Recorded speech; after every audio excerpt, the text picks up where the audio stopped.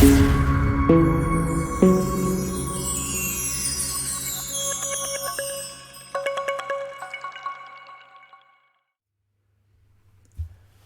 guys, and welcome back to HJW Gaming and my very long overdue season review for what is, and probably will always be, the biggest server that we've ever seen on Rise to War. With Rise to War 2.0 coming out, there's a chance that we may not see another server quite like this one, with so many massive active fellowships, with so many players constantly involved in war. And this season's been an absolute mental one, constantly chopping and changing. And you'll see in this kind of final highlight of where the season ended, it didn't stop changing after the last time we spoke. So the eagle-eyed among you see that the map has changed massively. So if you take a look at this, you'll see that so we are still fighting around the Entwash area, but the colours all around here have changed massively. So we'll start kind of looking at the southwest area. The first kind of change here is Nan Lef Nui, which has been taken by Raw, and was taken by Raw kind of in the last day of the server. This was recorded a couple of hours maybe before the end of the server. So Raw kind of picked up a keep for themselves just before the end. You can see ourselves and well, it's mainly Home with Soul of Drum as well. We're scrapping down here with Mora and Jedi in the last few hours. Just kind of getting the last dregs of PvP out the way, fighting around Dunharrow, which it changed hands 2 or 3 times in the last few kind of hours of the server. You see it's a 15 million ping here. I think it got nearer 20 before the end, and it was just really good fun PvP between ourselves, Mora and Jedi. Just keeping good entertainment for the last few hours of the server with good vibes. You'll see here that our previously owned regions around the Gap of Rohan, so Fangorn, Helm's Deep, and we didn't own Edoras, but yeah, that has now been taken by Chaos. And you'll also notice, however, that Chaos also no longer is in possession of Dol Guldur. So they no longer, and by the end of the server, did not possess the ring at the end, despite holding it for the vast majority of the server. So UTTP, with all of their UTTP and only, with all of their perseverance constantly pressuring up against Chaos, did eventually break through and did claim Dol Guldur for the rest of the season. You'll see they've still been scrapping with Chaos. That ping there was nearly a 30 million ping.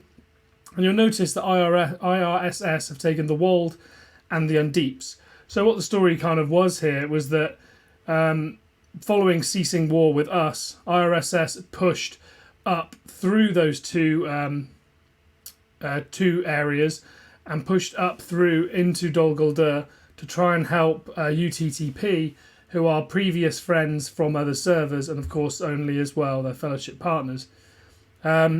This was seen earlier on in the season, something similar with Dino and Saw attacking at the same time as UTTP only, and Chaos did manage to successfully repel them.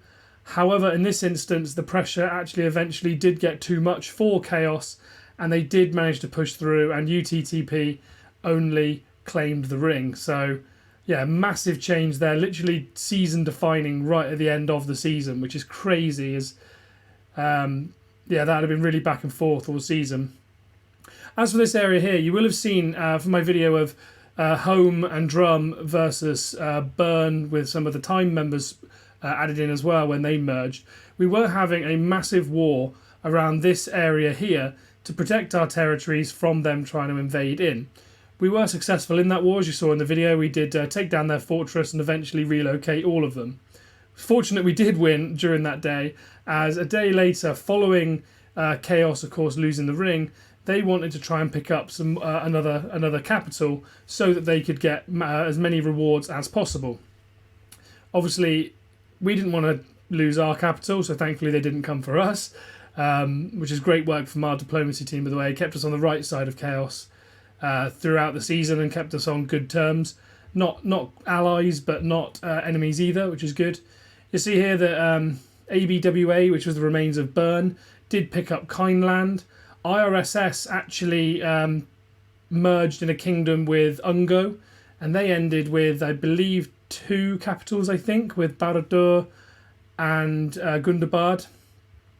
And Dino and Saw ended with Umbar down south, and Jedi Mora ended with Dol Amroth. But yeah, so basically it left Dino and Saw wanting another capital. Chaos, of course, having a Numanas, and was it Haven, whatever it's called. Yeah, so that left Edoras kind of up in the air. So we've been friends in this server with Dino and Saw after they helped us out against IRSS right in the early part of the season when we lost our capital, of course. Time and Ungo, we've kind of flipped back and forth, but we have been friends with Dino and Saw. But then we've also been equally not enemies with Chaos. And so the two of those basically wanted to go at it in Edoras to try and decide who would get that extra capital, basically. So as you see, we had kind of a sprinkling of Chaos forts amongst our own. We didn't engage in that at all. They just kind of were passing through, basically. And so what happened was Dino and Saw took the Edoras capital, and then Chaos basically tried to come take it from them, which resulted in an pretty enormous war. Great to see, which Chaos eventually did succeed in. Originally it was planned that we would take back Helm's Deep and Fangorn, the two areas we held previously, as those areas were kind of given up to allow for Chaos relocation, to kind of make it fair, with Dino relocated to Edoras, Chaos relocating to the Gap of Rohan. They could both square up with low relocation times. Eventually, the plan was to take it back, but we were so close to the end of the season it wasn't seen as worthwhile. It had no bearing on Home or Drum's end rewards, so no need to kind of go through with that. But yeah, that's how the map basically ended up, with UTTP only taking the ring and Chaos having the most capitals available. As far as commanders go, you can see where we ended up here. Witch King did fairly well. Probably was one of my best PvP commanders, to be honest, considering he's only Respect 3. Elrond really pulled it out of the bag late season. Early season he was, middling to poor, using a standard elf build, likely because of the use of tier 2s and the prominence of Reapers in opposing armies. When I switched up to the melee build using the Keepers and the Heralds, this was significantly mitigated, and I found Elrond's output to be significantly improved. Though of course that is a very expensive army, having to use a lot of gold for Keepers, so it's definitely a build you can only really use late season. But I found myself, equally matching, sometimes even surpassing a lot of better geared or stronger opponents using him, and he really, really impressed me, to be honest. So credit to, I think it was Lady City who told me about it. Isildur, I struggled with him a little bit. You can see the perks I'm running there, or the skills. I think running him with maybe a Dunedain kind of build would be more successful. I wasn't massively impressed with using just kind of like the standard build.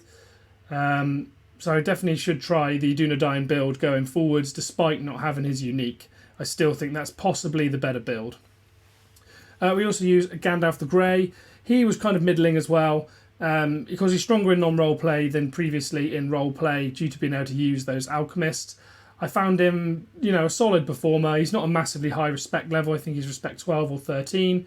Wasn't massively geared, and in this server, fully strengthened and refined purple gear is kind of middle of, maybe not even middle of the pack. It's fairly poor gear, as you'll constantly come up against golden gear. Dwalin is the only other commander I've used that I haven't really covered, and to be honest, my Dwalin didn't really pull his weight this server. He's another commander that I use primarily purple items on. At least I still don't have the Frenzy Gigantic Hammer, so I can't use kind of the most meta build on him. So whilst he is probably one of the most strongest commanders in the game, I can't use him to that ability. So for now, he's still running, I believe it's a Flay Axe currently. And I have found him to be pretty disappointing, but I think that's because I was constantly hitting commanders which he doesn't perform well against. I was regularly hitting like Sunins, very, very strong Sunins, and also often hitting a mirror match with Dwalin as well, which when the opponent does have the Frenzy Hammer, more often than not comes out against you. So yeah, my commanders didn't perform too well. As far as kind of as the season goes overall for home, I think it was definitely an up and down one. There were times where relations between our kingdom were definitely strained, as it appears to be in most kingdoms. We saw a lot of kingdoms that broke down and split. So, like IRSS, I think, had 3 or 4 different kingdom partners throughout the season. Similar with Time and Ungo breaking up. We had a lot of fractured relations between the two kingdom partners, and that's kind of to be expected in a season like this, where there's constantly so many trials and challenges. There's, depending on how you perform in those, there's always going to be some strains in the relationships as people differ on opinions on best strategy and things like that. I think we did well to kind of get to the end of the season, carried on working together as a team for 90% of the server. I think it was only the last kind of week or so where we agreed to stay as a kingdom, but kind of operated in our separate fellowships almost. But yeah, overall, I think the kingdom as a whole did well to end up where we did. Of course, we ended up with our capital, all of our spawn regions, and we spent a lot of time scrapping around near the centre of the map and the southern areas of the map. But I think that's about the most we could have hoped for.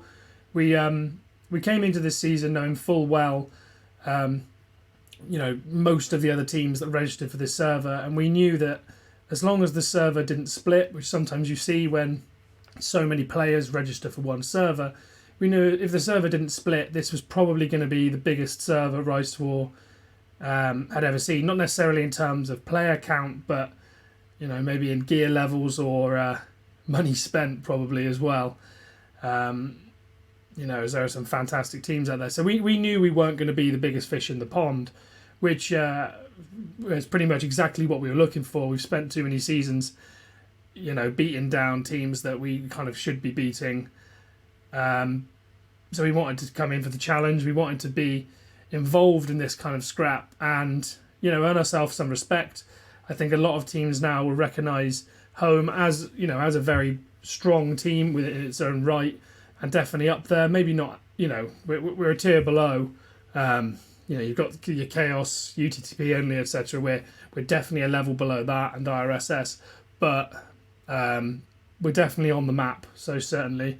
And we should lead us in good stead in future seasons when a lot of teams know kind of who we are, and we've kind of earned that respect. And we've maintained friendly relations with pretty much every single fellowship within this server, even those that we were at war with throughout the season.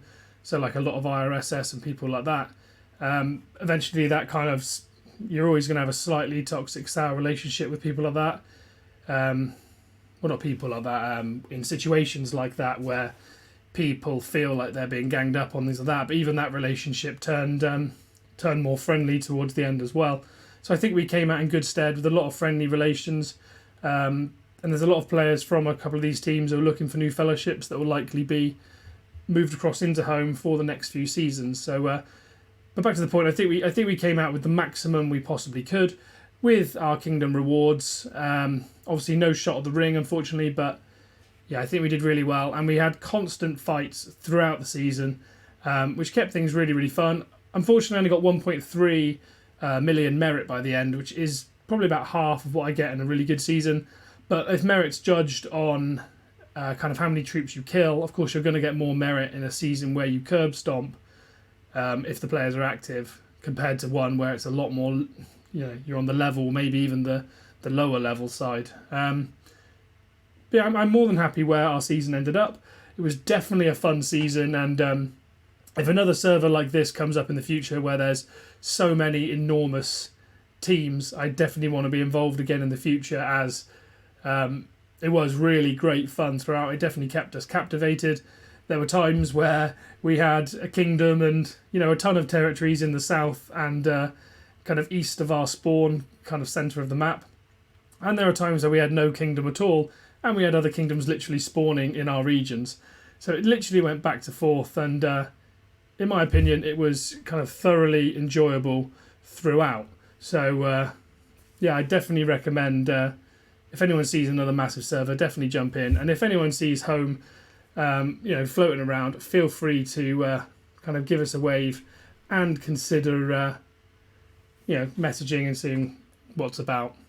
But yeah, that's my season kind of end review, showing where the season ended up. Obviously, I'm very surprised in the end that Chaos did lose the ring. It's very unfortunate for them. I know others in comment sections have said potentially it was won in a shady way, and there's always two sides to every coin. So I'm not going to discuss that, but they held the ring under superb amounts of pressure for the majority of the season, and if I was one of them, I would feel a little bit gutted. But hopefully they had a really, really fun season, similar to everyone else in the server, to be honest. I think everyone here shown kind of the best of themselves, and it was really, really fun to be a part of this server.